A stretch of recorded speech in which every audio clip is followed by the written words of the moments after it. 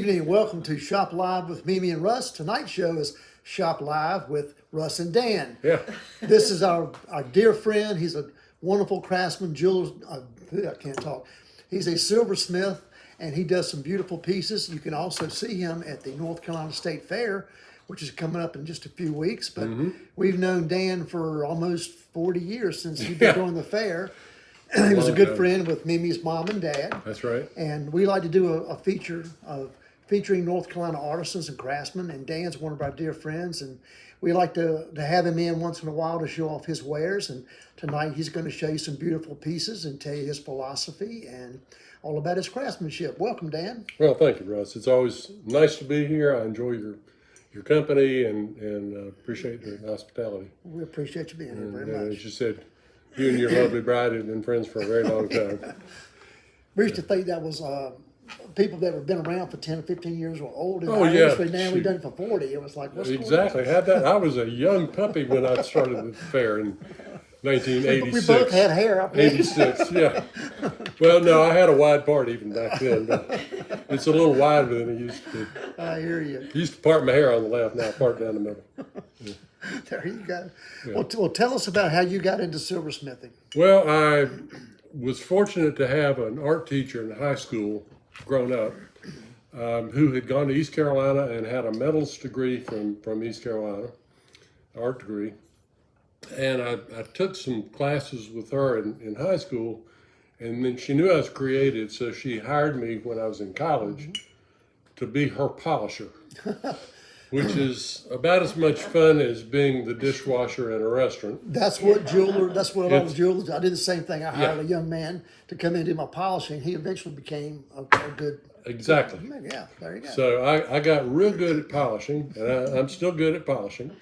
I hate polishing. Well, it's boring. It's It just is. dull, but it's part of the job. So she within a few weeks, so she was handing me a spool of wire, make earrings or make There you go. And she had a style of jewelry that she was making, and so I could kind of mimic that.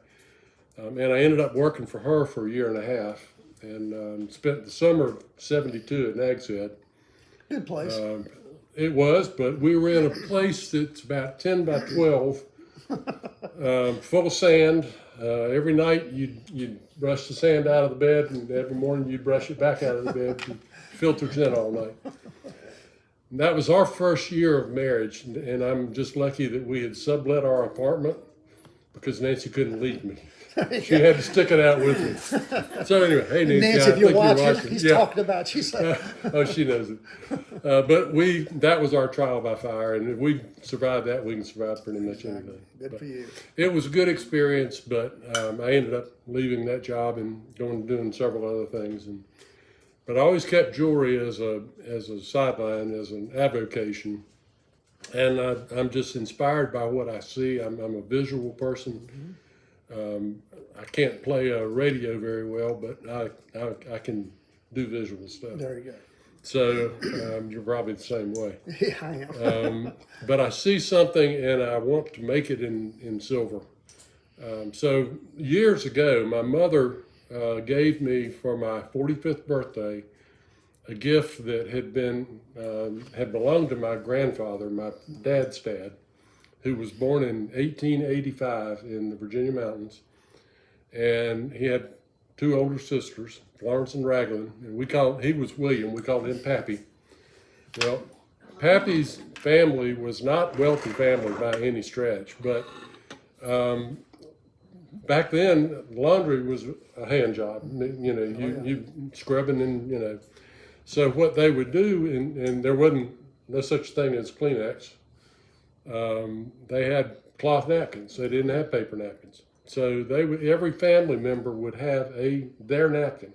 It would be washed once a week. Well, Unless they eat barbecue, though. Or that, yeah. But this was Pappy's little napkin ring, and the barrel on it is sterling. But then the goat, which I think is really cool, the goat, is what they call pot metal. It's just cast, and it's not an expensive metal. But this was Pappy's napkin ring. This one with a dove on it belonged to one of his sisters. Well, my mother gave me these in 1985. No, yes, 85. No, that he was born in 1885. She gave them to me in 94. And of course, these people had all passed away by that time. So Hold the second one up. the second one, this one, Yeah. and that has a little bird on it. I think it's kind of like a dove. Very nice. But it's cool little things, and go look in your grandparents' attic. Maybe you'll get lucky and have some of these Happy things. was the old goat. So yeah, he was the old goat, and I just treasure this thing. So when Mom gave it to me, I just thought, really, that's neat. That's neat to have in the family that you can pass that down. So that made me think about making napkin rings myself, and I've always been intrigued by the details of a flower. So I made a whole host of different napkin rings that I brought here, and every year, like for instance, the dogwood. I've made several dogwoods over time. That's really a beautiful piece. Very detailed. It's incredible. Well, I make all the little parts, cut them out of sheet and wire, sterling silver sheet and silver wire. The texturing on them is important to me. I like to get the real flower and use that as a template. I'll put it in a glass of water. It looks like you made a mold of it because it looks exactly like the It dog. does look like it was cast, but it wasn't. It was. You can see this. I'm not sure if you can see it well enough. But If you flip it over and look at the petals from underneath, you can see the veining in that. I do that with this. This is called a cross peen hammer, and I cut out the shape of the petal, and then hammer it on this stump with a piece of suede stretched over it. And I hammer it from behind because the veins on a dogwood flower are very subtle. They're not as distinct as I have it's really beautiful. a dogwood here, or a daffodil here. I'll show you in a minute. So it's all hammered with that, and after I get it all hammered and shaped, then that's when I attach the pieces together. The bead in the center of a dogwood, that's actually where the little flowers are. If you see them in the early spring, it's got little tiny green little beads, and they're each individual little 4-point flowers. Wow. They open up. This time of year, you're starting to see little clusters of 4 or 5 red berries. Well, all 25 or 30 of those little flowers don't get pollinated, but a few of them do, and they turn into the seeds that then are raining down. So we're getting a good horticulture lesson. yeah, well, it's what you do. I'm just intrigued by those details, and you look at a dogwood, and the petals are not symmetrical. The two that are underneath, they're attached underneath, and then the two on top. The ones underneath are more heart shaped. These are a little more elongated. So, and the first time I made a dogwood, I hadn't paid attention. Right. And so the next time I made one, I thought, wait a minute, that's not what I'm looking at in this flower is not what I'm making. So this one is more accurate. And I like my napkin rings to stand up, so I make them with a little foot so they'll That's a great idea. It's really stand up, nice. and so they can be used as a display piece. So all you people out there who love to do cloth napkins with napkin rings, you should see Dan Dye. You should have him make you some of these. These are incredible. They're really beautiful. Well, they're and here's one with the napkin. Here's another flower. that's a gardenia, and a gardenia is a huge flower. Yes, it is. It's got a lot of silver in it. I think that thing's 2.5 ounces altogether, but it's all pieced together out of individual pieces of silver that I picked a real gardenia off a bush in our yard. And here you go. There's a rose I made for my wife for our anniversary 10 or 12 years ago. It's got one rose bud or petal flower and then one bud, and it's a different shape for the napkin ring. It goes around through the elongated And you can see how it stem. twists and rolls through. That's really nice. It's very like a sculptural. long stem napkin Yes, holder. exactly. It's a long stem rose. That's right. Well, they're beautiful and successful because you've kind of deconstructed it to then build it in silver. So Right. that's why they look so realistic. I love your thought process of doing that one with the long stem rose, actually keeping it long. Like keeping that. it long. That's What a fantastic. beautiful table that would set. Oh yeah, we get them out at Thanksgiving or Christmas or something like that, or maybe if we're having special friends over, we run them through a metal detector before they leave the house. You gotta check your pockets. Yeah, that's right. That's right. There you go. But yeah, it's always been fun to me to try to do something like this. Well, fantastic. I'll pick up a few others here. That's Japanese maple. That we have Japanese maple in our yard. Yeah, So and hold that up, Russ. and It's it's- got the little seeds. yeah, on the little side. seed, the little I love your wing details. things, the little propellers yeah. that come down. Yeah. Well, I got a question. So yeah. If someone watching tonight loves this idea and has a favorite flower or favorite leaf or pattern or something, do you do commission work? I do. It depends on the flower. I don't cast anything, so everything I do has to be, I have to make it out of sheet or wire. And I fabricate the parts and put them all together. Now, stuff like this is just table decoration. I don't know if you can see, I don't know. There's a little gnome there, little woodman. That's fabricated out, and this whole thing is all fabricated out of little pieces of silver that I melt together and kind of sculpt it. So you would cast it because you're a caster, but I'm not. So I fabricated that out of little. That's very, very cool. Yeah, it's got a Very little artistic. walking stick. He's hiding under a leaf. It's starting to rain. Yeah. If you can see yeah, that well or it's- not, but it's really, it's Yeah. a really neat piece, very Look at cute. all the details. Yeah, yeah. So, but yes, if I can make if I can make the flower, then out of sheet and wire. Now just knock this out. This was something that I did some years ago. Go to the fair with the Village of Yesteryear is an educational exhibit, and so we're supposed to be there to talk to people, and particularly children. So I know hummingbirds, they like to go in and feed out of a trumpet-shaped flower. This flower is one that they are attracted to. It's called cardinal flower. It's bright red. And in doing some research, I realized that on a cardinal flower, the pollen is up here. I don't know where I need to hold this thing. The pollen is in that little tipped over part there at the top.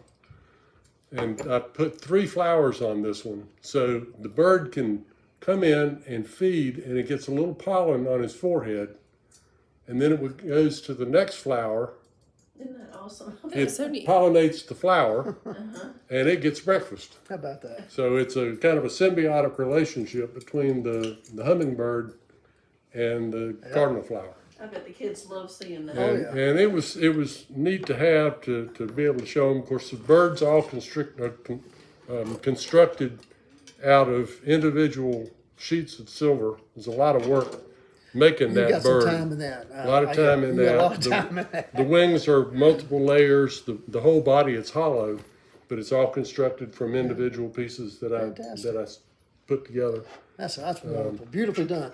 We're going to take a quick break. Okay. We have each week Gabrielle does a carrot and cocktails, which Dan and I are fortunate Yes, to enjoy indulgent. tonight, which is Taste pretty good. So testers here. anyway, take it away, Gabrielle, for carrots and cocktails. We'll take a break. All right. Hello everyone, and welcome back to Carrots and Cocktails. I am your host, Gabrielle. Happy second day of fall. We're kicking right into gear with some fall flavors today with our fig, Bee's Knees. It's got figs, honey, and all of the yummy things to welcome in the fall season. So let's go make one. Before you can mix your cocktail, you have to make your honey syrup. Super easy, equal parts. I did a half a cup of honey and a half a cup of water. Let it simmer over the stove, and ta-da! You have honey syrup. Put it in a cute bottle for extra fun. Now go ahead and grab your cocktail shaker. We're going to use a gin today. We're using Chemist. It's got nice little rose undertone, so that should be a nice little pairing with the honey.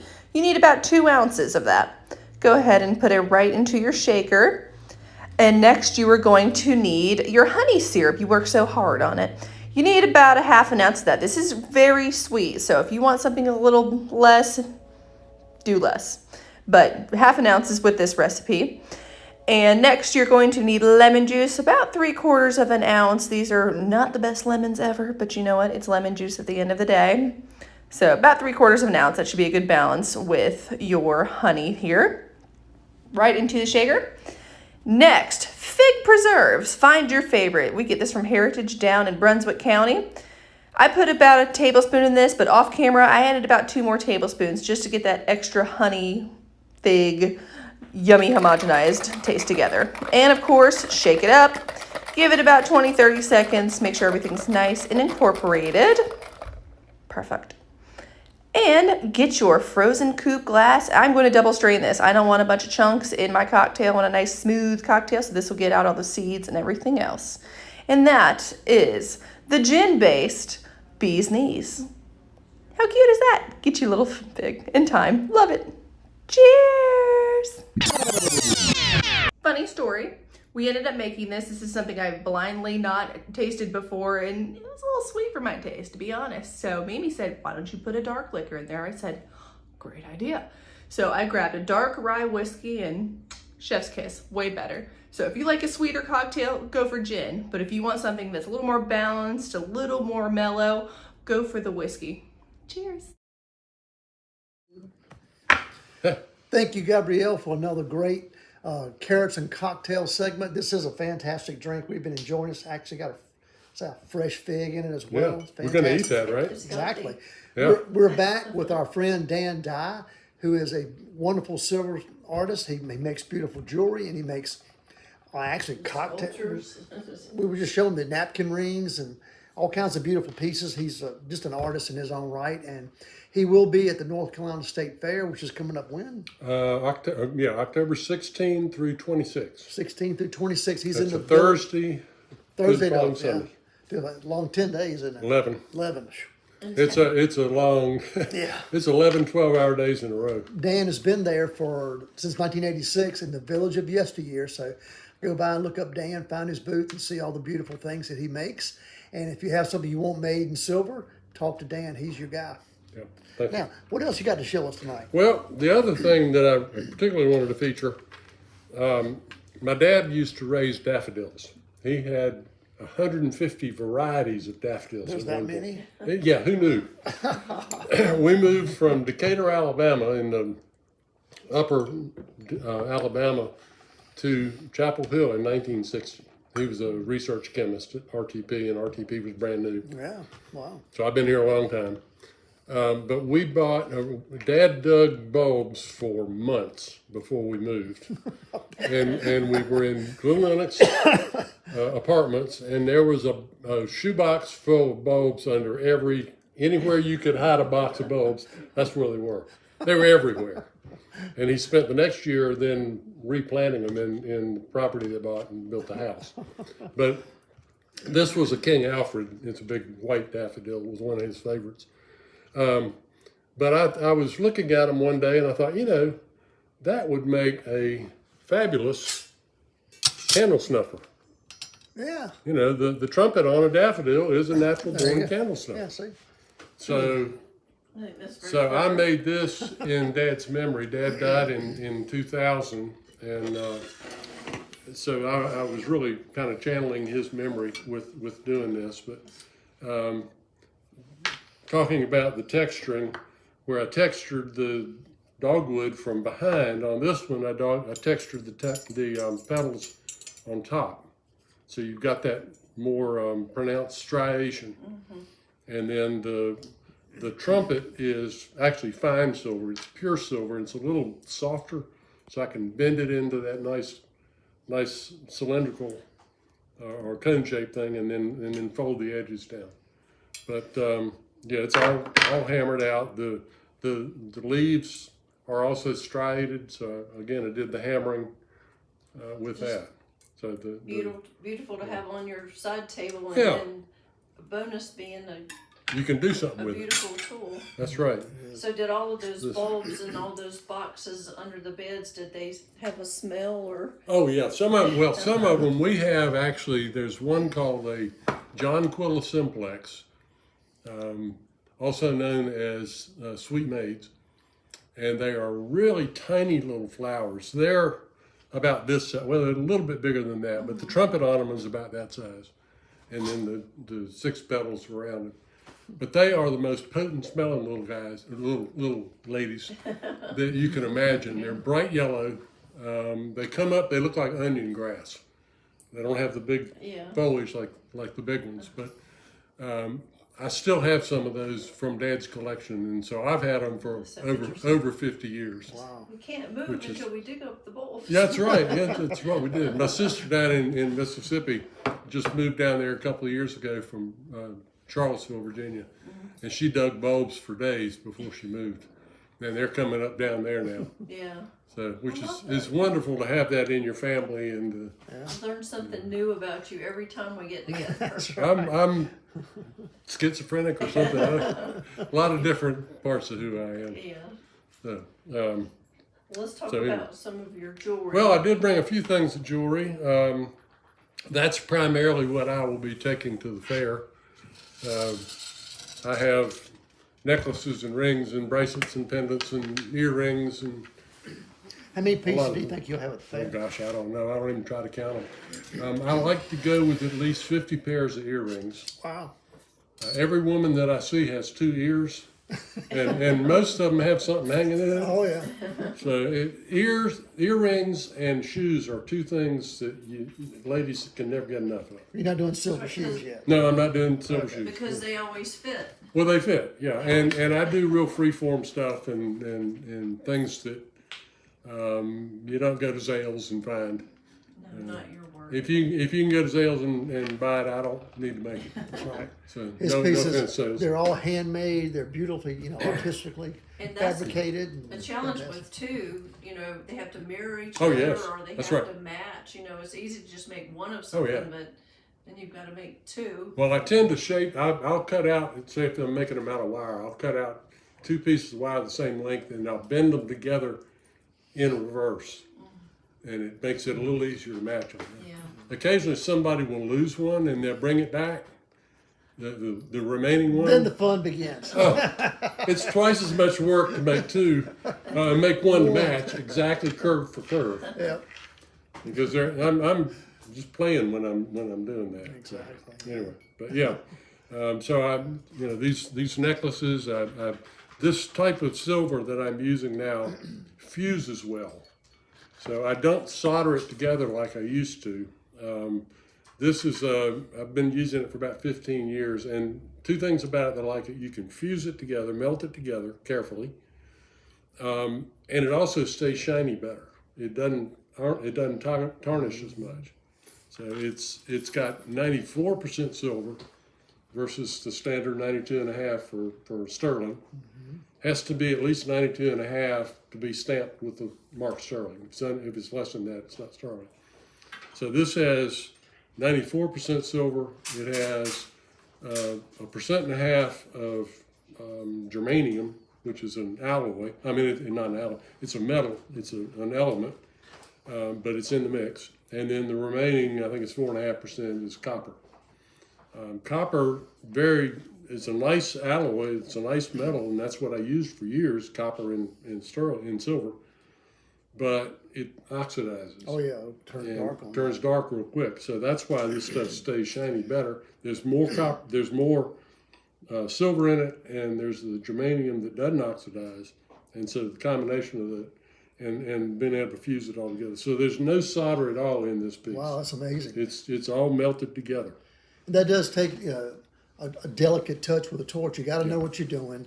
Then you got to go back and repolish the whole thing again. You polish it once, and you got to go back. You weld it together, then you got to polish it again. So Right. you're doing a lot of extra work by doing That's right. this. But as Dan said, But these then you don't have to maintain it as much. it's just done. A lot of people go on trips, they buy sterling silver, and they go, I got a great deal. I was on a cruise, I got this sterling silver. And they get home and it turns black constantly Right. because it's poorly made, it's poor quality silver. As you say, Dan's done all this for years and he knows quality silver and what works best. So if you're looking for nice pieces, again, go to the Village of Yesteryear at State Fair Thank you. and look at his pieces. You'll see some nice silver Yeah. that won't tarnish, that you'll enjoy, that you'll get compliments on. Well, I won't say it won't tarnish, Well, but it is yeah. very It's tarnish difficult. resistant. Yeah, if you oxides because of perfumes or cosmetics, those things can do Correct. that. But typically with this type of metal too, a basic silver cloth will shine it right That's back right. up. That's right. Yeah, I brought one. I buffed it with this Yeah. before I came in here today. Yeah, I did have a lady a couple of years ago out at the fair that bought one of my necklaces, and it was bright and shiny like this. and it was one of these hot days like we have at the fair sometimes. Yeah. And sweat was dripping off the end of her nose when she walked up. I thought, oh man, here we go. So she bought a choker from me, and it was, it was bright and shiny. She walked away. She came back that afternoon. It was black. Oh my Oh, God. wow. Her chemistry. I said, do you drink a lot of orange juice? Oh yeah, I love orange juice and tomatoes too. I said, well, they're two acid foods. It comes out of your skin, and it was tarnishing the jewelry. So I said, well, she said, something wrong with it. I said, well, okay. So I'll give you your money back. I'll take it and polish it, and it'll be good for the next person. So wild. anyway, so I don't tell people it will not tarnish, but it will be a lot more resistant. I mean, you can get tarnished from gold too. Oh, you can. Oh yeah. That's right. Yeah. 18 karat gold, especially, a lot of times people come in and it has this burnt orange color, or brownish orange, That's because right. some kind of oxides have got on it, some kind of chemicals, Yep. and just over time, with body chemistry, it'll cause That's right. that. Yeah. Well, either 14 or 18, there's 14, there's 10 parts of something else in there. Oh yeah. 18, there's 6 parts. So yeah, it's gonna change. But there Can are some change. things that will come back and get you. Yeah. All right. Well, show us something else that you made. Well, Got some bracelets so there. these bracelets, this was an interesting one to make. That's made out of a flat sheet of silver. It's it's 20 gauge Argentium silver. You can bend a piece of metal this way, but it's real hard to bend a piece of metal this way and curve it at the same time. You're telling the metal to do two opposite Two things. different things. Yeah. It It doesn't want to do that. I had to beat that one into submission. Yeah. I love the shape of But that. and it's real comfortable. You put that on. These you make when your wife gives you a hard time and you can Yeah. go back in and beat it all to pieces. Get- She's get some watching, what would you frustration. say? Nancy's watching. Yeah, be careful. I just love that. I think it's modern, but it almost has an ancient. Once you put it on feel your to wrist. Yeah, try that on. because I have the wonky wrist. Seeing how that fits up against your hand now, the way with your hand, the way it curves. See, that fits when you bend your hand back. It doesn't dig into you at all. Yeah, very smart. Yeah. And then That's it's all very handsome. hammered. I like that hammered texture. It's kind of like a silver teapot. It has that, you got the hammer marks on there, which it's handmade. It's not stamped out It's on a not a machine. manufactured piece. That's right. That's very handsome. Yeah. While you're sitting there modeling, how about try this one on? Yeah. Show us. Tell us about this piece, Dan. Well, that one is a little more open, but I've just I do them flat and sculpt it and add pieces and add the little beads and kind of build that as I'm making it, and it's all by eye. I didn't draw it. I just kind of knew what I wanted to do, and then hammered organically. it out, and then again the polishing. What would you say about this, Russ? What I tease you about? That'd be great to put a gemstone. Yeah, that's right. Yeah, all those little beads. He wants to put some sapphires funny. in there. It'd be great with sapphires. We were laughing when earlier today. I told Dan a couple big pieces. I said, I got some big gemstones that look cool. He started laughing because I do love color. And yes, Dan's pieces are good for that. Yeah. Maybe you have some gemstones that you inherited, some big rings or big something that you don't wear. It's not your style. Maybe come see Dan and bring you gemstones. Yeah. Maybe he can add one to one of his pieces for you. That's right. That's right. Yeah. And then this is another cuff that one has, instead of being just hammered on the edges, I fused the wire on That one on feels. the outer edge. That feels. That one's a good bit heavier. That feels like I'm Wonder Woman a- now. Oh yeah, you could. Yeah, I get- wonder, I I can wonder stop about a you. bullet. I wonder about you every day. That's right. You do. Yeah. Oh, toss that one up, didn't we? You have to come home with her. You better be careful. Yeah, we're gonna We both got be two in trouble. cars today. Yeah, is that what it is? Yeah. I mean, that is beautiful. That is just. I can't even bend it. This, Yeah, it's Nice, pretty stiff. That's a strong. It's not. I don't think it's not like wearing handcuffs or something. It's not.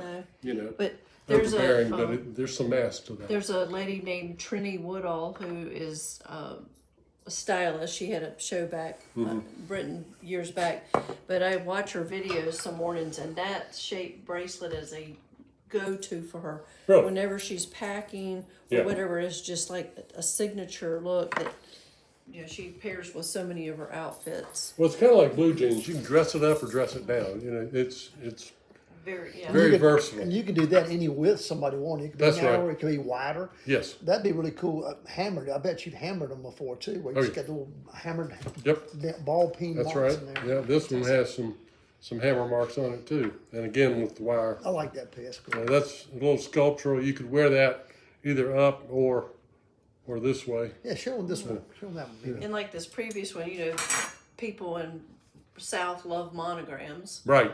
So, you know, you could do a beautiful monogram or design on there. Find a hand engraver, somebody could do Our some. friend Shannon's gonna want one there. That you said. Yes, everything in her house is monogrammed, Really. pretty much. See, now that looks good that way, but flip it over. I'd like it. Just kind of roll your arm It's a around. beautiful You artistic. don't have to take it. No, I'm What? sorry. What? Oh, With this the way. opening on top. Oh, I'm sorry. Yeah, Well, there you go. You get like 2 bracelets in that's one. right. And with the curves coming around, it's sculptural to me. Mm-hmm. Jewelry is miniature sculpture. Yep. It just The really pieces is. really reflect that. Very fun. That's Very nice. Yep. It's kind of what that is. It's a twofer. yeah. 2 for 1. That's right. Well, fantastic. Dan, we appreciate you coming and sharing Well. your skills and your beautiful jewelry with us. And That's right. again, I'll remind you, if you didn't hear earlier, Dan will be at the North Carolina State Fair at the Village of Yesteryear. The dates are? October 16 through 26. The Thursday the 16th, the fairgrounds open at noon. The other days it opens at 10 o'clock. And go so by- we were there from 10 in the morning till 9:45 at night. So go by and see Dan and the other artisans at the Village of Yesteryear. Support these local artists Yeah. from North Carolina, and you'll have a great time, and you'll be helping your fellow North Carolinians. Dan, thank you so much. Well, for coming. thank you. We Let me tell appreciate you, it. everybody's working. You can come see people That's throw right, that's pots right. and weed baskets and paint and glass Make and apple all, juice and all manner of things. Everybody's working. We're an educational exhibit. Yeah, So fantastic. we take that very seriously, and it's important.